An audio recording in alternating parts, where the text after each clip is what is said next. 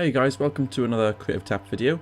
In this video I'm going to show you how to kind of decode and deconstruct a media product, be that a music video or film, but in this case it's going to be a movie poster. So we're looking at the movie poster for It, and I've made some annotations and we're just going to talk through them. Before you kind of look at doing this, you may want to check out the other videos where I look at genre theory, narrative theory, Roland Barthes' semiotic theory. That will be a big one to watch for this one. I'll make sure the links are below. But yeah, let's dive on in. So I've got loads of lines coming off, which link to the text, but we'll go through one by one. So first of all, I've got that the balloon is symbolic of youth, so this is a symbolic code. But red is, however, symbolic in this case of danger. So we've got this kind of symbolic code of kind of like childhood and everything, but the colour red is symbolic of danger. In this, or that's the red would be almost a semantic code of danger. Next we've got an action code, so handing of the balloon, what will happen next. Obviously we can see this in motion. We would understand, because it's a horror film and obviously the clown hasn't got the best intentions, we'd understand that if the kid takes the balloon, something's going to go wrong. What that is could be a little bit of an enigma. Coming on to the next one then, enigma code. So the tagline here, you'll float too. What exactly does that mean? Now, I haven't actually seen the film, so I don't really get that. I don't know if it's like the balloon floats away. Does that mean the kid's going to float away? That would be my assumption, but it's an enigma code. I don't know. Also, the fact it says coming soon. If an audience saw this as a movie poster and they enjoyed it and liked the thought of watching it, they'd be like, oh, I want to see, what's coming next. Oh no, when it's coming out, So that's a little bit of an enigma. And then also, what will happen to the boy? Everyone seeing this poster is going to want to know what happens to him. Is he going to get out all right? Well, yeah, what's going to happen to him? So let's have a look at the next one. I've made a note. A lot of the clown is hidden, so we can't see a lot of him. He's hidden in darkness, so this almost is like an analogy for his hidden motives, and he's hiding who he really is. And again, it's an enigma because we can't see him. And then I've kind of got that here. Clown's face is hidden by the balloon. However, we can see a reflection of his face, which is unnerving as it doesn't make sense. So if we zoom in, you can see the clown's face by there. Now, to me, balloons aren't really see-through, and this doesn't... Oh, I guess they can be, but this doesn't really look like a see-through balloon. It looks quite opaque. So it is a little bit unnerving because it's almost like we're seeing through it, but I feel like we shouldn't be able to see through it. So it's almost a little bit supernatural, but maybe we are actually seeing through it. But the fact that we're seeing through red to see his face, again, that's got connotations of danger and blood and stuff like that. Okay, so next one, It, the title It, this looks like it's been drawn on with blood. So whose blood, whose blood is it? Pun not intended then.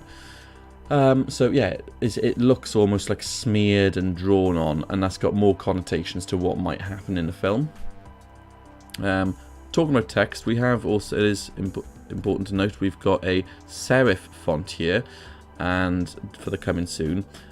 This could tie in, obviously, the clown's costume, we can't see a lot of it. Looks a little bit dirty, but also this looks a little bit old-fashioned, so whether the sort of the use of a serif font ties in with this kind of old-timey kind of thing, don't know. But it's an interesting choice of font, using serif font there.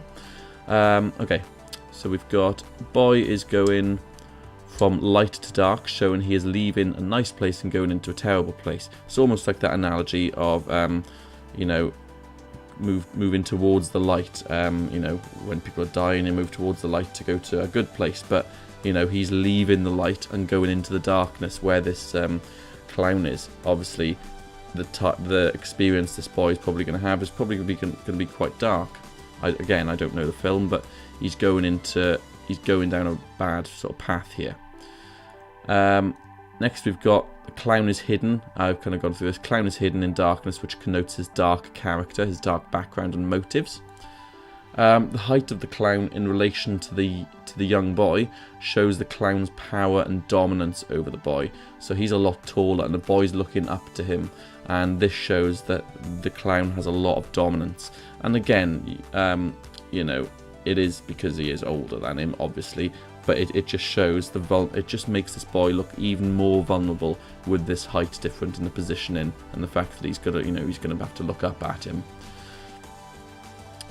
Moving on from that, I've got characters are binary opposites. Again, if you don't understand binary oppositions, check out my Levi Strauss video, which will be in a link below. But you've got the kind of young versus old and the good versus evil here.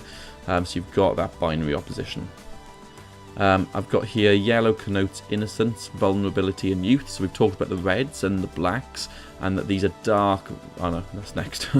Before I move on then, let's actually look at that. So I've got red connotes danger and blood, and obviously all these dark colours as well, they sort of connote danger as well, and something evil going on.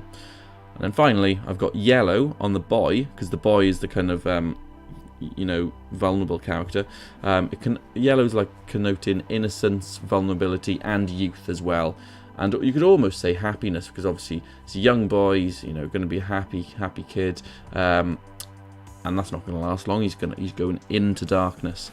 So there's probably more things you could pick up. You've almost got like a sort of atmospheric fog by here.